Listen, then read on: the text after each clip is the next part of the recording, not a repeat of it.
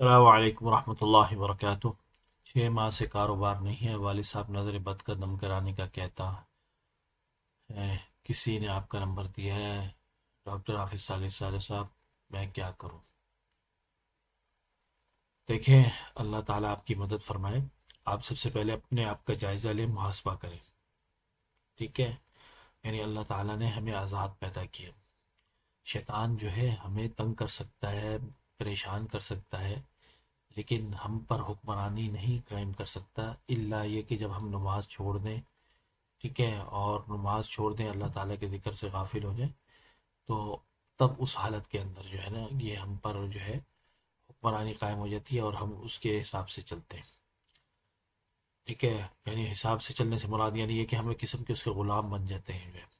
پھر اس کے اوپر ہم وہ جو چاہتا ہے وہ ہم سے کرواتا ہے۔ یہ ایک صورت ہوتی ہے۔ اس کے علاوہ اگر کوئی بھی صورت ہو، جادو ہو، کچھ بھی ہو، تو یہ صرف اور صرف جو ہے ہمیں مطلب اذیت پہنچا سکتے ہیں اور وہ نقصان پہنچا سکتے ہیں جس کے اندر جو ہے صرف ہمیں تکلیف ہو، لیکن یعنی مثال کے طور پہ ہم کوئی کاروبار کرتے ہیں، کچھ کرتے ہیں، تو شروع میں روکیں گے لیکن آپ اصرار کریں گے تو چلنے دیں گے، مطلب یعنی آپ ایسا ایسا کوشش کر کے آگے بڑھتے جائیں گے۔ اس کے مقابلے میں اگر آپ کے پاس جو ہے آپ نماز پڑھ رہے ہیں، اللہ تعالیٰ کا ذکر کر رہے ہیں اور اللہ تعالیٰ کی طاقت اگر آپ کے پاس ہے تو پھر یعنی اللہ تعالیٰ کی مدد آپ کے ساتھ ہے تو پھر آپ جو ہے اس پہ غلبہ پاتے رہیں گے۔ لیکن اگر یہ اللہ کی مدد آپ کے ساتھ نہیں ہے تو پھر یاد رکھیں، خود قرآن میں اللہ کہتا ہے کہ جو میرے ذکر سے غافل ہوتا ہے تو میں اس کی معیشت تنگ کر دیتا ہوں، ٹھیک ہے؟ یہ سورۃ طٰہٰ کے اندر وَمَنْ أَعْرَضَ عَنْ ذِكْرِي فَإِنَّ لَهُ مَعِيشَةً ضَنْكًا، اللہ اس کی معیشت تنگ کر دیتا ہے۔ وَمَن يَعْشُ عَنْ ذِكْرِ الرَّحْمَٰنِ نُقَيِّضْ لَهُ شَيْطَانًا فَهُوَ لَهُ قَرِينٌ، اور اس کے ساتھ شیطان مقرر کر دیتا ہے، وہ اس کا ساتھی بن کر رہتا ہے۔ تو پھر رزق کی تنگی جو ہے وہ اللہ تعالیٰ کی طرف سے آتی ہے۔ صرف ضروری نہیں ہے کہ روحانی مسئلے ہو، اصل ہمارا اللہ تعالیٰ کے ساتھ تعلق کیا ہے۔ اور رزق کے معاملے کے اندر جتنے بھی کیسز میرے سامنے آئے ہیں، سب کے اندر میں نے دیکھا ہے کہ ان کو اللہ تعالیٰ پہ توکل ہی نہیں ہوتا، اور توکل جو ہے وہ بس برائے نام کا ہوتا ہے، ان کا جو ہے نا منہ سے ہوتا ہے، عملی طور پہ نہیں ہوتا، ٹھیک ہے؟ جیسا کہ حدیث کے اندر ہے، ہمارے پیارے نبی صلی اللہ علیہ وسلم نے فرمایا لو انکم توکلون علی اللہ حق توکلی لرزقکم کما یرزق الطیر تغدو خماسا وتروح بطانا، کہ اگر تم اللہ تعالیٰ پر توکل کرو جیسے توکل کرنے کا حق ہے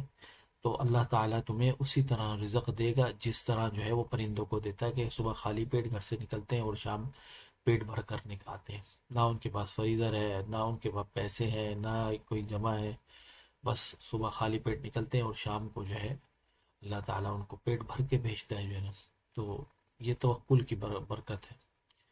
تو آپ جو ہے توکل کو اختیار کریں، اور اگر آپ کو لگتا ہے واقعی میرے ساتھ روحانی مسئلہ ہے اور میں کوئی ان مسائل سے گزر رہا ہوں، تو سب سے پہلے تشخیص کرائیں روحانی مسئلے میں بھی کیا ہے، حسد ہے، نظر بد ہے، جادو ہے، یا کوئی ویسی بندش ہوئی ہوئی ہے رزق کے اوپر جو ہے،